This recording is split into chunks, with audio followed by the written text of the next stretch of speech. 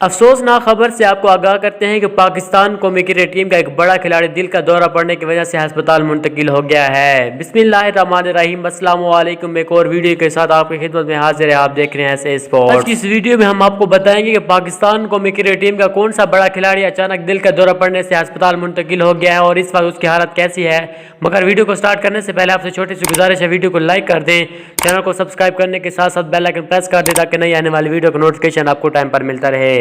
अगर आप Pakistan cricket team या पाकिस्तान क्रिकेट टीम में किसी खिलाड़ी जुड़ी कोई भी खबर बर वक्त जानना चाहते हैं तो हमारे चैनल को जरूर सब्सक्राइब कीजिएगा। इंशाल्लाह यहाँ आपको हर खबर बर वक्त मिलती रहेगी। पाकिस्तान कौमी क्रिकेट टीम के साबिक खिलाड़ी तौसीफ अहमद को अचानक दिल का दौरा पड़ गया है, जिसके बाद उनको अस्पताल में मुंतकिल कर दिया गया है।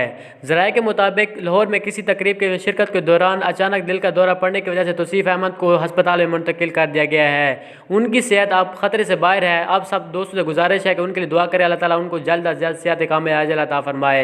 ये थी आज की वीडियो। एक और वीडियो में मुलाकात होगी, तब तक के लिए अल्लाह हाफिज़।